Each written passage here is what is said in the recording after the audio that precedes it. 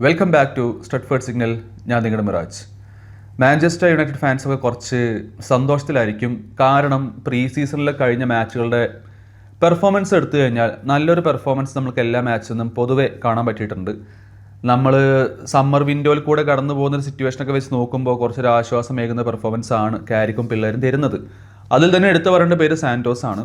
Andrey Santos 50 million പൗണ്ട്സിന് നമ്മൾ ചെൽസിയിൽ നിന്ന് കൊണ്ടുവന്ന ചെൽസിയുടെ ബെഞ്ച് ഓപ്ഷനായിട്ടുള്ള മിഡ്ഫീൽഡറാണ്. നമ്മുടെ ടീമിലെ one of the best player എന്നൊക്കെ വേണമെങ്കിൽ പറയാം. നമുക്കറിയാം മെയിനു കളിച്ചിട്ടില്ല, ബ്രൂണോ ഒക്കെ കളിച്ച് തുടങ്ങിയിട്ടുള്ളൂ. ഇനി സമയമുണ്ട്. ടിലമെൻസ് ഇപ്പോൾ ഇന്നലെ എന്താ പറയുക ഇവരുടെ first minutes in Manchester United jersey കളിച്ചിട്ടുള്ളൂ. പക്ഷേ വളരെ ഇമ്പ്രസീവായിട്ട് തോന്നിയത് സാൻറ്റോസിനെയാണ്. കാരണം മാഞ്ചസ്റ്റർ യുണൈറ്റഡിന് ഉണ്ടായിരുന്ന വലിയൊരു പ്രശ്നം, കഴിഞ്ഞൊരു ഡെക്കേഡായിട്ട് ഉണ്ടായിരുന്ന പ്രശ്നം എന്ന് പറഞ്ഞാൽ മിഡ്ഫീൽഡിലെ ബാലൻസ് ഇല്ല എന്നുള്ളതായിരുന്നു. അതേപോലെ തന്നെ മിഡ്ഫീൽഡിൽ ഒരു കമ്പോഷർ, ഒരു ശാന്തത, ഒരു കാംനെസ്സും നമ്മുടെ മിഡ്ഫീൽഡിൽ ഉണ്ടായിരുന്നില്ല. പന്ത് കിട്ടിക്കഴിഞ്ഞാൽ ഒരുമാതിരി ഗ്രനേഡ് പോലെയാണ് നമ്മുടെ മിഡ്ഫീൽഡേഴ്സൊക്കെ കണ്ടിരുന്നത്. എന്നാൽ അതിൽ നിന്നാണ് കുറച്ച് മാറ്റം കൊണ്ടുവന്ന് ഇപ്പോൾ ആന്ത്രേ സാൻറ്റോസ് നമ്മുടെ ടീമിനെ അത് ബെറ്ററാക്കി മാറ്റിയിട്ടുണ്ട്. നമ്മുടെ മിഡ്ഫീൽഡിൽ ഒരു കൺട്രോൾ മുമ്പ് കൊണ്ടുവരുന്നുണ്ട്. സോ അത് തന്നെയാണ് എനിക്ക് ഹൈലൈറ്റ് ആയിട്ട് പറയാനുള്ളത് ഈ പ്രീ സീസണിലെ കളികളൊക്കെ എടുത്തു കഴിഞ്ഞിട്ടുണ്ടെങ്കിൽ. എന്നാൽ എഗെയിൻ നമ്മളിപ്പോൾ ഇന്നലത്തെ PSG-ക്കെതിരെയുള്ള മാച്ചിൽ കണ്ടത് നമ്മുടെ മിഡ്ഫീൽഡ് ഇപ്പോഴും സോർട്ടഡ് അല്ല. അതായത് പ്ലെയറുടെ എണ്ണത്തിൽ ഇപ്പോഴും സോർട്ടഡ് അല്ല എന്നുള്ളതാണ്. നമ്മൾ മേസൺ മൗണ്ടിനെ വെച്ച് കളിപ്പിക്കും. ഒരു തേർഡ് മിഡ്ഫീൽഡർ അല്ലെങ്കിൽ ഒരു fourth midfield option Mason mount ആയിരിക്കും. വേറെ മിഡ്ഫീൽഡർ നമ്മൾ വാങ്ങാൻ ഉദ്ദേശിക്കുന്നില്ല എന്ന റിപ്പോർട്ട്സ് നമ്മൾ കഴിഞ്ഞ ആഴ്ച വായിച്ചിരുന്നു. അതൊരു പേടി സ്വപ്നമായിട്ട് എല്ലാ യുണൈറ്റഡ് ഫാൻസും കണ്ടു. എല്ലാ യുണൈറ്റഡ് ഫാൻസും പറഞ്ഞ സംഭവം എന്താ വെച്ചിട്ടുണ്ടെങ്കിൽ ഇതൊരിക്കലും നടക്കാൻ പോകുന്നില്ല. കാരണം ഒരു ഉറുമ്പ് കടിച്ചാൽ പോലും ഇഞ്ചേർഡ് ആവുന്ന ആളാണ് മേസൺ മൗണ്ട്. അതാണ് നമ്മൾ ഇപ്പോൾ PSG-ക്കെതിരെയുള്ള മാച്ചിൽ കണ്ടത്. പെർഫോമൻസ് ഒക്കെ അടിപൊളിയായിരുന്നു. നല്ല ഡോമിനേറ്റിംഗ് ഞാൻ പറയുന്നില്ല, പക്ഷേ അത്യാവശ്യം നല്ല പെർഫോമൻസ് ആയിരുന്നു PSG-ക്കെതിരെ. അതിപ്പോൾ PSG-ക്ക് ചെറിയ ടീമാണെന്നോ വലിയ ടീമാണെന്നുള്ളതല്ല. അപ്പോൾ നമ്മൾ കളിച്ച ടീം നോക്കുകയാണെങ്കിലും ഫ്ലെച്ചറും ഇവരൊക്കെയാണ് കളിക്കുന്നത്. സോ അങ്ങനെ നോക്കുകയാണെങ്കിലും വി പ്ലേഡ് ബെറ്റർ എന്ന് ഞാൻ പറയാം. പക്ഷേ നമ്മൾ ആ കളിയിൽ കണ്ടത് നമ്മുടെ ഫസ്റ്റ് ലെവലിൽ കളിക്കാൻ പോകുന്ന 2 പ്ലേയേഴ്സ്, അതായത് മേസൺ മൗണ്ടും ലൂക്ക് ഷോയും കയറി പോകുന്നതാണ്. അതിൽ ലൂക്ക് ഷോ ഇഞ്ചേർഡ് ആണെന്ന് എനിക്ക് തോന്നുന്നില്ല. മേ ബി പ്രിക്കോഷൻ ആയിരിക്കും. എഗെയിൻ മേസൺ മൗണ്ടിനെയും കാരിക്ക് പറഞ്ഞത് ഇഞ്ചുറി അല്ല, പ്രിക്കോഷനാണ്. അവൻ്റെ കാലമേ എന്തോ ആരോ ചവിട്ടിയപ്പോൾ നമുക്ക് റിസ്ക് എടുക്കാൻ പറ്റില്ല, അത് കാരണം ഗ്രൗണ്ടിൽ നിന്ന് മാറ്റിയതാണെന്നാണ് കാരിക്ക് പറഞ്ഞത്. ഇത് തന്നെയാണ് നമ്മൾ കഴിഞ്ഞ 2-3 ആഴ്ചയിൽ പറഞ്ഞുകൊണ്ടിരിക്കുന്നത്. മേസൺ മൗണ്ട് വർക്കാവില്ല. കാരണം ഒരാൾ ജസ്റ്റ് ഒന്ന് അവൻ്റെ കാലിൽ തൊട്ടതിന് അവനെ 90 മിനിറ്റ് കളിപ്പിക്കാതിരിക്കാനാണ് കാരിക്ക് നോക്കുന്നത്. അപ്പോൾ ഇതൊരു സീസൺ ലോങ് ഇതാണ് അവസ്ഥയെങ്കിൽ എത്ര മിനിറ്റ് മൗണ്ട് കളിക്കും? അപ്പോൾ ബാക്കിയുള്ള മിഡ്ഫീൽഡേഴ്സിന് അത് ഓവർലോഡായി മാറും. അപ്പോൾ മെയിനൊക്കെ വന്നു കഴിഞ്ഞാൽ മേസൺ മൗണ്ട് 10 മിനിറ്റ് കളിച്ചു, ഒരു എതിർ ടീമിൽ ഒരാൾ വന്നിട്ട് അവൻ്റെ മേത്തൊന്ന് തൊട്ട് കഴിഞ്ഞാൽ മേസൺ മൗണ്ട് താഴെ വിടും. അയ്യോ എനിക്ക് വയ്യാറുണ്ട്. അപ്പോൾ അവനെ കയറ്റിയിരുത്തണം. ബാക്കി 80 മിനിറ്റ് കോബി കളിക്കേണ്ടി വരും. ചിലപ്പോൾ ആ കളിയിൽ കോബിക്ക് റെസ്റ്റ് കൊടുക്കുക ഉദ്ദേശിച്ച കളിയായിരിക്കും. അപ്പോൾ ഇതാണ് സിറ്റുവേഷൻ. അപ്പോൾ ഇതുകൊണ്ടാണ് ഫാൻസ് പറഞ്ഞിരുന്നത് നമുക്കൊരു അഡീഷണൽ മിഡ്ഫീൽഡർ മസ്റ്റാണ്. ആൻഡ് എന്താണ് ഇപ്പോൾ നമ്മൾ കണ്ടത്? Basically fans are right. Fans are always right. ഇതെന്നാണ് ഇനിയോസ് മരമണ്ടന്മാർക്ക് മനസ്സിലാകാൻ പോകുന്നത് എനിക്ക് മനസ്സിലാവുന്നില്ല.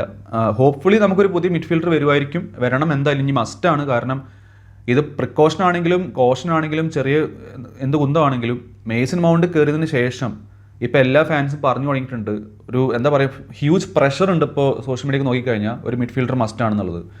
ഇപ്പോൾ നമ്മൾ കേൾക്കുന്ന പേരുകൾ പലതുണ്ട്. ചൗമീനി, കോവനെ, ടൈലർ ആഡംസ്, സാൻഡർ ബെർജ്, അങ്ങനെ പല വെറൈറ്റി ഓഫ് പേര് കേൾക്കുന്നുണ്ട്. ഇതിൽ ആരെങ്കിലും വരുമോ എന്നുള്ളത് നമ്മൾ കണ്ടറിയണം. എൻ്റെ ഒരു ഒപ്പീനിയൻ എടുത്തു കഴിഞ്ഞാൽ I think we will buy A midfielder. ഇപ്പോൾ ലൂക്ക് ഷോ എടുത്താലും അതന്നെ അവസ്ഥ. ലൂക്ക് ഷോയ്ക്ക് പകരം ഒരു ലെഫ്റ്റ് ബാക്ക് മസ്റ്റ് ആണെന്നുള്ളത് നമ്മൾ പലരും പറയുന്ന സംഭവമാണ്. ആൻഡ് എന്താ സംഭവിച്ചത്? തെളിഞ്ഞിരിക്കുകയാണ്. ലൂക്ക് ഷോ റിലയബിൾ അല്ല. ഇഞ്ചുറി ആണോ അല്ലേ എന്നുള്ളത് നമുക്ക് വരുന്ന ദിവസത്തിൽ കണ്ടറിയാം. ഇഞ്ചുറി ആണെന്നുള്ള റിപ്പോർട്ട് ഞാൻ കണ്ടിട്ടില്ല. പക്ഷേ ലൂക്ക് ഷോയും റിലയബിൾ അല്ല. അപ്പോൾ അതാണ് ഈ പ്രീ സീസണിലെ സ്റ്റോറി ബേസിക്കലി. മാഞ്ചസ്റ്റർ യുണൈറ്റഡ് നന്നായി കളിക്കുന്നുണ്ട്, നന്നായിട്ട് പെർഫോം ചെയ്യുന്നുണ്ട്, കാരിക്ക് നന്നായി ടാക്ടിക്കലി സെറ്റപ്പ് ചെയ്യുന്നുണ്ട്, നല്ല ക്വാളിറ്റി ഓഫ് പ്ലേയേഴ്സ് നമുക്കുണ്ട്. പക്ഷേ ആ ക്വാളിറ്റി ഡ്രോപ്പ് ആവാൻ അധികം സമയം വേണ്ട. 1, 2, 3 പ്ലേയേഴ്സ് ഇഞ്ചോർഡ് ആയി കഴിഞ്ഞാൽ, മെയിൻ പ്ലേയേഴ്സ് ഇഞ്ചോർഡ് ആയി കഴിഞ്ഞാൽ നമുക്ക് ബെഞ്ചിൽ നോക്കുമ്പോൾ ആൾക്കാരില്ല. ഇതാണ് നമ്മൾ പ്രീ സീസണിൽ കണ്ടത്. ഇതാണ് ഞാൻ മനസ്സിലാക്കിയ വലിയൊരു പാഠം ബേസിക്കലി പ്രീ സീസണിൽ നിന്ന്. ആൻഡ് ഇപ്പോൾ നമ്മളിപ്പോൾ കണ്ടു ടിലമെൻസ് കളിച്ചപ്പോൾ അല്ലെങ്കിൽ ബ്രൂണോ ഫെർണാണ്ടസ് കളിച്ചപ്പോൾ ക്വാളിറ്റി ഉണ്ട് നമ്മുടെ ടീമിൽ. എസ്പെഷ്യലി ടിലമെൻസിൻ്റെ ഒക്കെ പാസുകൾ കണ്ടു കഴിഞ്ഞാൽ അടിപൊളി പാസുകളാണ്. ഞാൻ അഗെയിൻ പറഞ്ഞ സംഭവമാണ്, എനിക്ക് ടിലമെൻസിനെയോ സാൻറ്റോസിനെയോ individually I rate them, I like them. പക്ഷേ ആ ക്ലബിൽ അവർ കളിക്കുമ്പോൾ അവരുടെ ഏറ്റവും വലിയ പ്രശ്നങ്ങളിലൊന്ന് അവൈലബിലിറ്റിയും അതേപോലെ തന്നെ ഇഞ്ചുറീസ് ആയിരിക്കും, എസ്പെഷ്യലി ടിലമെൻസിന്. സോ അവിടെയാണ് നമ്മൾ അഡീഷൻസ് കൊണ്ടുവരേണ്ടത്. ഇപ്പോൾ മേസൺ മൗണ്ട് ഇഞ്ചേർഡ് ആയത് അല്ലെങ്കിൽ ഒരു പ്രിക്കോഷണറി ഇഞ്ചേർഡ് ആയത് നമ്മൾക്കുള്ള റിയാലിറ്റി ചെക്കാണ്. ഇതാണ് നമ്മുടെ സ്ക്വാഡിൻ്റെ അവസ്ഥ എന്ന് കാണിച്ചതെന്നാണ്. ഞാൻ സത്യം പറഞ്ഞ PSG-ക്കെതിരെയുള്ള മാച്ചിൽ പറഞ്ഞിരുന്നു, ഈ കളിയിൽ നമ്മൾ ഹൈലൈറ്റഡ് ഞാൻ നോക്കി കാണുന്നത് ഏതെങ്കിലും പ്ലെയർ ഇഞ്ചോർഡ് ആവോ, മേസൺ മൗണ്ട് ഇഞ്ചോർഡ് ആവോ എന്നൊക്കെ ആയിരുന്നു. അത് പറഞ്ഞ പോലെ നടക്കും ചെയ്തു. ഒരു പ്രഡിക്ഷൻ പോലെ പറഞ്ഞാണ് മിക്കവാറും മേസൺ മൗണ്ട് ഇഞ്ചോർഡ് ആവും എന്നുള്ളത്. അത് നടക്കും ചെയ്തു. അത് ആ സമയത്ത് പറഞ്ഞ സമയത്ത് ലൈവിലെ പറഞ്ഞു. അത് കേട്ടപ്പോൾ പലരും വിചാരിച്ചു ഇങ്ങനെയൊക്കെ പറയാൻ പാടും, ഒരു പ്ലെയർ ഇഞ്ചോർഡ് ആണെന്ന് പറയാൻ പാടും. ബ്രോ ഞാൻ പറഞ്ഞത് എന്താ വെച്ചിട്ടുണ്ടെങ്കിൽ നമ്മുടെ റിയാലിറ്റി ഇതാണ്. അത് സംഭവിച്ചിട്ടില്ലെങ്കിൽ നമ്മൾക്ക് പുതിയ മിഡ്ഫീൽഡേഴ്സിനെ കൊണ്ടുവരാൻ ന്യൂസ് തയ്യാറാവില്ല. അതുകൊണ്ടാണ് ഞാൻ പറഞ്ഞത്. അല്ലാതെ എനിക്ക് മേസൺ മൗണ്ടിനെ ഇഷ്ടമില്ലാത്തതുകൊണ്ടല്ല.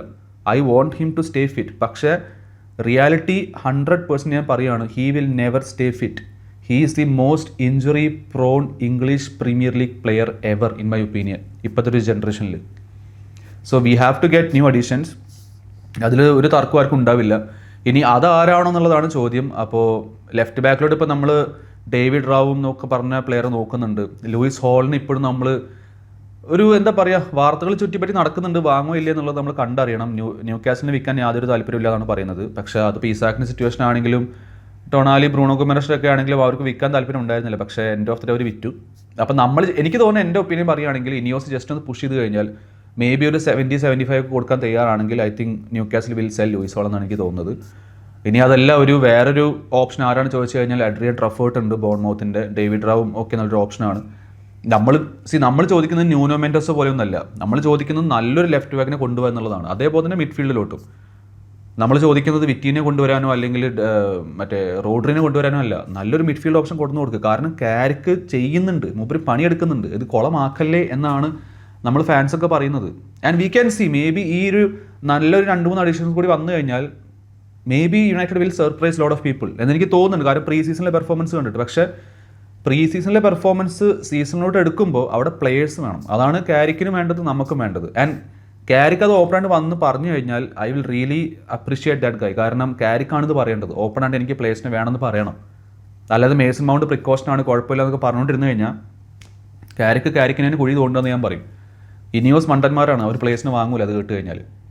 എത്രയും പെട്ടെന്ന് മാക്സിമം എവിടെയൊക്കെ പൈസ സേവ് ചെയ്യാൻ പറ്റുമോ മാത്രമേ അവർ നോക്കുള്ളൂ. സോ ഇതാണ് എനിക്ക് മനസ്സിലായ സംഭവങ്ങൾ പ്രീ സീസൺ മാച്ചിൽ നിന്ന്. ഇനി 2 മാച്ചും കൂടി ഉണ്ട്. പക്ഷേ ഓവറോൾ ഞാൻ ഹാപ്പിയാണ് പെർഫോമൻസിൽ. എൻഡ് ഓഫ് ദ നമുക്ക് പ്ലേയേഴ്സ് മസ്റ്റാണ്. ഇനിയും പ്ലേയേഴ്സ് വരാനുണ്ട്. മിനിമം 4 പ്ലേയേഴ്സും കൂടി വരണം. ഒരു backup striker, central midfielder, centre back, അതേപോലെ തന്നെ ലെഫ്റ്റ് ബാക്ക്. പക്ഷേ അറ്റ്ലീസ്റ്റ് ഒരു 2 പ്ലേയേഴ്സ് വന്നേ പറ്റുള്ളൂ, മിഡ്ഫീൽഡിലോട്ടും ലെഫ്റ്റ് ബാക്കിലോട്ടും. ഇതാണ് എനിക്ക് മനസ്സിലായത് പ്രീ സീസണിൽ നിന്ന്. എസ്പെഷ്യലി അഗൈൻസ്റ്റ് PSG പെർഫോമൻസ് ഒക്കെ അടിപൊളിയാണ്. പക്ഷേ പ്ലേയേഴ്സ് മസ്റ്റാണ്. ഇഞ്ചുറി പ്രോൺ പ്ലേയേഴ്സ് എപ്പോഴും ഒരു പ്രശ്നമാണ്. അതിൻ്റെ ഉത്തമ ഉദാഹരണമാണ് ഇപ്പോൾ മൗണ്ട് താഴെ വീട് പോയി. സോ ലെറ്റ്സ് ഹോപ്പ് പ്ലേയേഴ്സ് വരും എന്നുള്ളത്. എന്താണ് നിങ്ങളുടെ ഒപ്പീനിയൻസ്? നിങ്ങൾക്ക് വീഡിയോ ഇഷ്ടപ്പെട്ട ലൈക്ക് ചെയ്യുക, കൂട്ടത്തിൽ നിങ്ങളുടെ ഒപ്പീനിയൻസ് താഴെ കോമെൻറ്റ് ചെയ്യുക, പിന്നെ ഷെയർ ചെയ്യുക വീഡിയോ. അതേപോലെ തന്നെ പുതിയ ആൾക്കാരുണ്ടെങ്കിൽ സബ്സ്ക്രൈബ് ചെയ്യാൻ മറക്കരുത്. This is Miraj signing off from Stretford signal. Always glory glory Manchester United.